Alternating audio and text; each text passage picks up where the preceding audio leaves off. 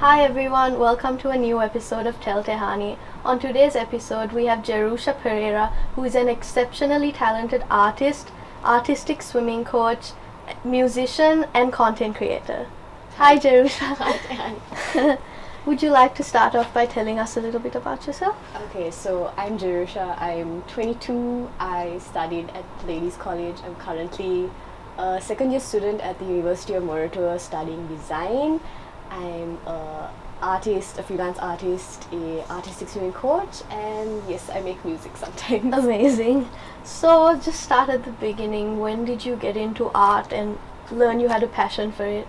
Okay, so I wish I had this big moment that sort of picked up my art career or something, but it's a little bit of a blur. But I do remember, I think maybe when I was in the first grade, where we had to make patterns. So we were given these squares, triangles, and circles. And I had gone to the bathroom, and when I came back, there was only triangles left. Yeah. So I had to make a pattern using a triangle and an inverted triangle, and I was really commended for that as a 6-year-old. So I think that was one moment where I was like, that was okay, you discovered. Not everything is as it seems. Yeah. Yeah, growing up, I was known as an art kid in school. Obviously not the only one, but one of many. Yeah. And it was kind of a natural kind of part of my life, because my parents also encouraged us to pursue art and do artistic things growing up. But until I left school, it was not something that I made a conscious effort or decision to participate in. Yeah, makes sense. So you are very into digital art. When did that happen? So like I said, until I left school, I never made a conscious specific effort. So after I had finished my A-levels, my parents got me an iPad. Yeah. So that was kind of my unlocking into the digital art world. Yeah. That really opened up so many avenues and possibilities to do digital art. It's very different to traditional.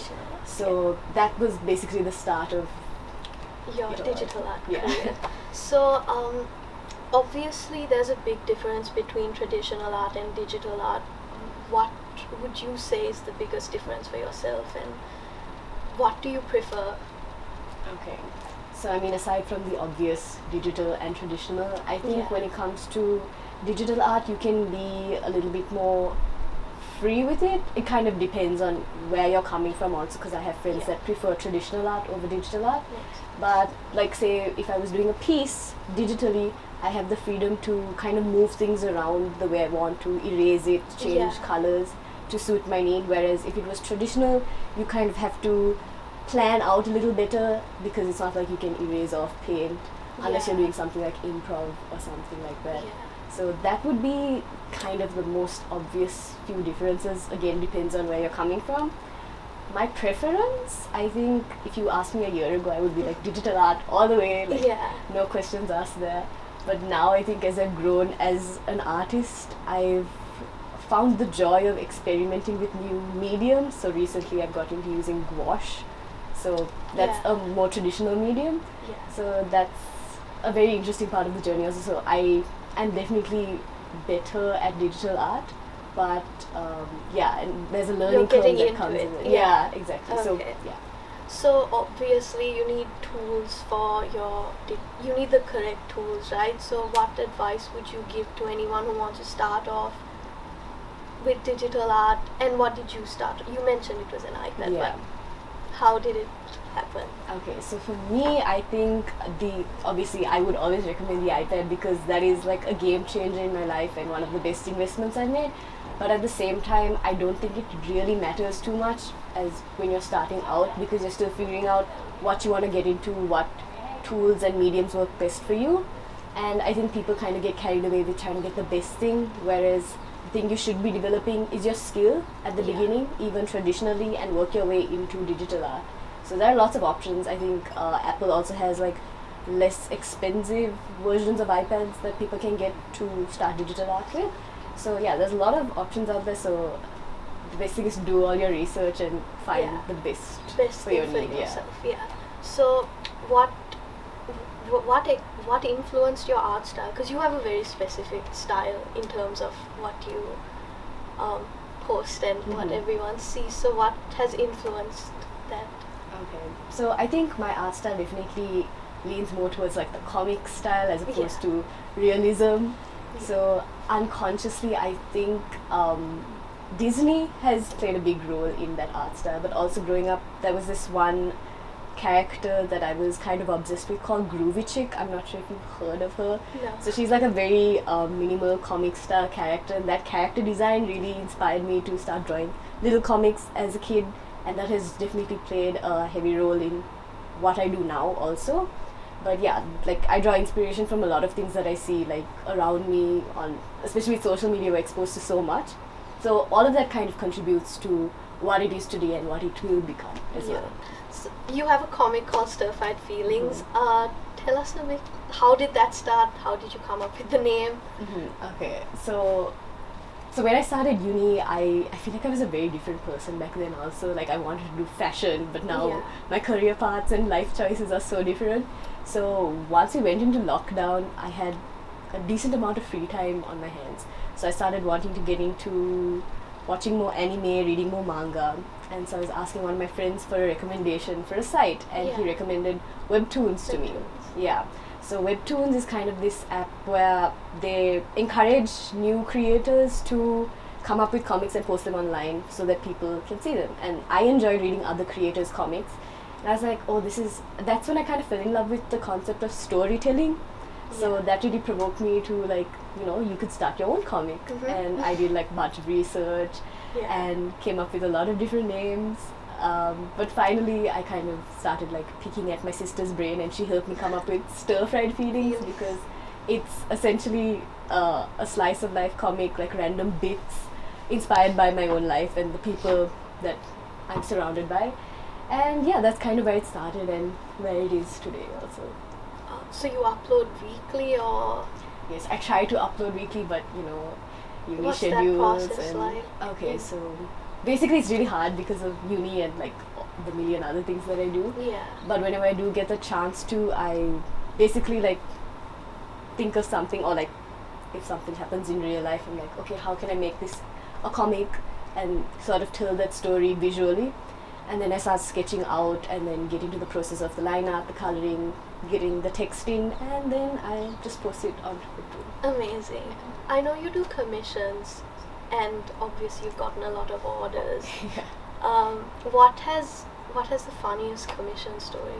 What's your funniest commission story? I think the funniest, it's really cute, honestly. Okay. So I had this client come to me for him and his wife's third-year wedding anniversary. Oh, that's so So cute. he was like, I want to get this done. We've been dating since we were 14.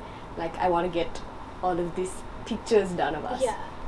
And his wife also came to me with the same idea, sort of.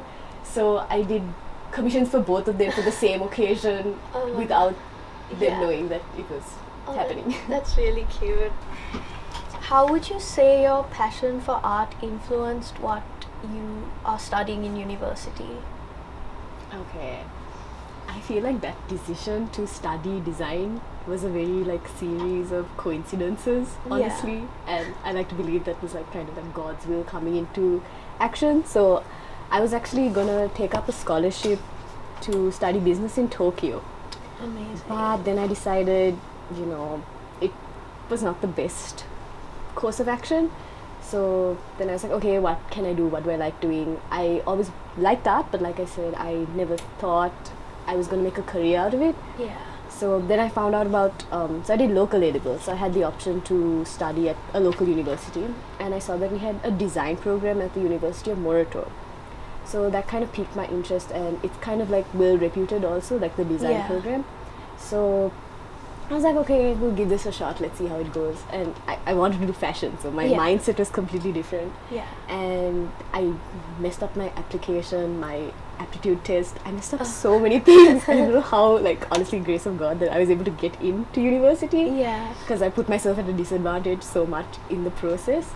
So, it was an unconscious decision, but I'm so glad that I took it because it's one of the best I've taken in my life. Yeah. And that has really like changed my life for the better and given me the opportunity to do something that I really enjoy doing and that I have so much fun doing as well. Yeah. So you weren't planning on choosing this university or path in what you're studying, right?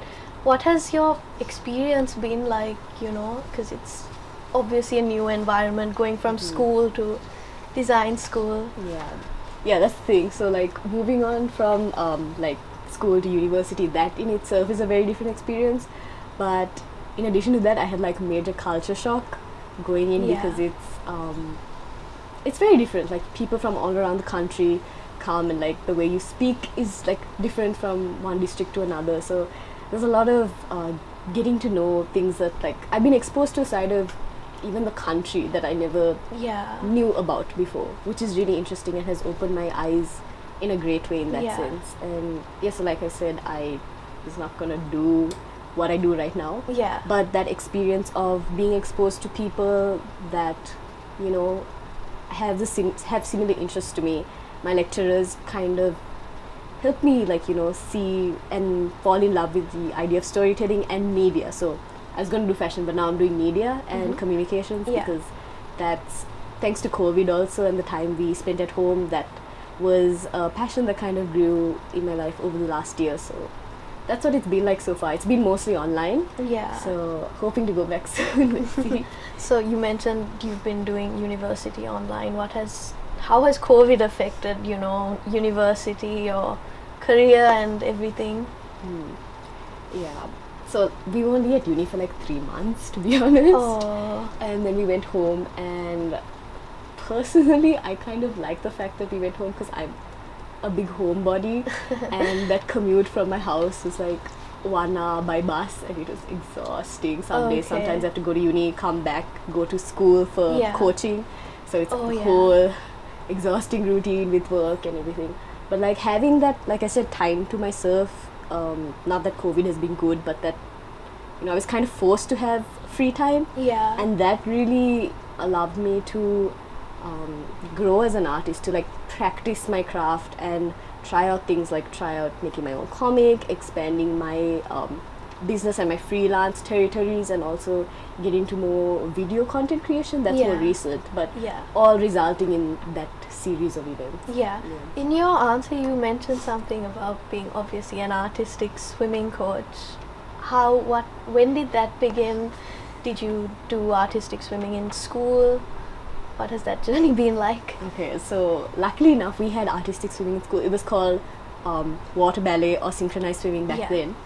And I started when I was in grade 6 because one of my good friends was also doing it, and I was a swimmer, so it was either you do swimming, water ballet or water polo. So I was like, okay, I'm gonna do water ballet, and so I started doing that, and I was really in love with it. Like it gave like that in itself is like an artistic expression. That's why it's called artistic swimming now, because synchro doesn't cut it.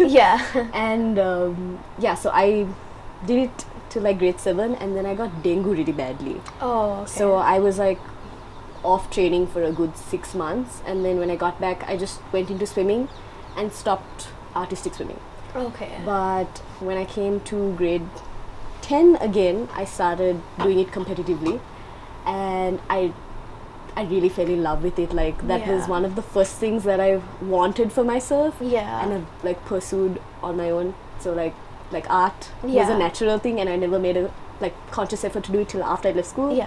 But this is one thing that I fell in love with, and I had to like compensate for the fact that I had missed so many years. I had to train myself, my lungs, my body, my flexibility to do the things that everyone else on my level was doing. So a lot of that was like self-training in a way. So that kind of is what I took into my education also. My art now is all a result of the things that I've learned as an artistic swimmer. So that is kind of like things I've learned for life through that. So when did you start coaching and make a decision to do that? Okay, so coaching, I think after a year after I left school, we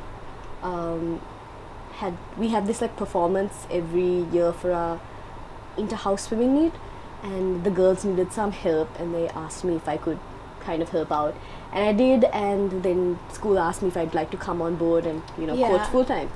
So I said yes, I do. And like I had this like void in my heart after having to give it up after I left school. So this is like a really great way to still have it in my life, even though I can't compete.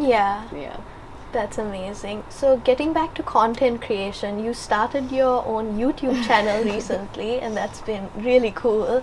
What has that been like, editing and deciding what to film and everything? So yeah, it's very recent, like maybe 2 or 3 months ago, but I've Yeah. been planning it for like maybe 4 months. It's very different. I'm like Yeah. such a newbie when it comes to it, but at the same time, it's really interesting, and it's a different side of like art that I haven't been exposed to or explored before. Yeah. And yeah, it's very different. It's like changing the way I live my life a little, because editing, filming is like a whole process, and like, you know, getting the right shots. Yeah. Or like, I'm still learning, so with that Yeah. learning curve of the filming, the editing, it's a bit of a strenuous process, but I'm also enjoying it a lot. So, Yeah. yeah. Your editing is like amazing. When did you start learning how to edit a video, let alone YouTube? Like 4 months ago. It looks like you've been doing it forever. Thank you. Yeah. So what is the most challenging part of, you know, your whole being a TikToker and the whole content creation thing? So I think it's the process of like kind of getting it done to a point where you are happy with it, Yeah. because I think a lot of other people could, you know, sort of say the same thing when you're like a bit of a perfectionist, like Yeah. not being happy with how things are, and then kind of like overworking yourself to a point Yeah. where, you know, it's So not it's good for finding you. a balance. Yes, it's finding basically. that, exactly, finding Yeah. the balance between like all of your work, studies, and like the million other things. Yeah. Yeah. Yeah, that's amazing. So you have a large presence on social media. How do you respond to any criticism or any sort of hate? How do you react to that? So far I've actually been really fortunate enough to not have had any like hate directed Yeah. towards me, but at the same time, I think if I were to get any sort of hate, it's art, so everyone is kind of subject to their own opinion. Yeah. I can't be like, no, it's great, like Yeah. you can't tell me otherwise. And I also have this amazing gift to tune out things that I don't That's want in my amazing. life. Yeah. So that's great. And also, like, I think like to anyone getting hate, I think you need to like really understand your worth and Yeah. know whose opinions you value. And if it's like a Exactly. random stranger on the internet, like, Yeah. does it really It matter? doesn't. Not really. Yeah, exactly. So apart from art and swimming, synchronized swimming, no, Artistic sweet. artistic swimming, you are also a musician and you brilliant voice. Thank you. When did that start? So singing I've been doing because of church. We've grown up in like the church choir. Yeah. So we've been like exposed to singing music. I learned piano when I was really young, started playing guitar at 12 or 13. Okay. So it's been a big part of our life, like mostly through church and with like gospel music. And Okay. even the songs that I write are mostly gospel. Okay. So that is kind of how that has happened. Yeah, you mentioned that you write songs. So what is your songwriting process like? So songwriting, it's not like a professional process or anything. It's honestly most of the songs that I write are based off experiences that I've had.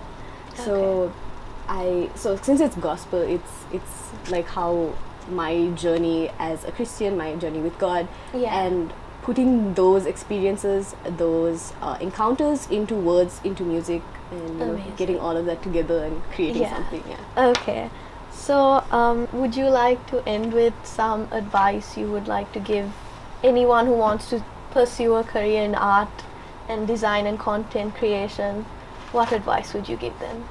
So for me, like any advice that I would give even my past self, my present self, and my future self as well, is that the best thing about like the art journey is the journey in itself, because you'll always be learning, and having that mindset is really important to take forward wherever you go, especially with social media and stuff. It's really hard not to compare yourself to other artists, but you have to understand that that's a separate journey in itself, and really focus on your own, and you will be inspired by different things. So take inspiration from what you have around you, keep practicing, because I mean, you have to put in that effort. Like, there's nothing you cannot learn in life. I'm Yeah. a strong believer of that fact. So if you put in that time, the effort into what you love, creating what you love, you will see results. Maybe not the same as someone else's, but in your own way, and getting to that point is the best part of the whole thing. Yeah. Yeah. Thank you so much, Jerusha. It was Thank lovely you. having you. Thank you for having me. Thank you so much for tuning in on this episode of Tell Tehani. Stay tuned for more episodes.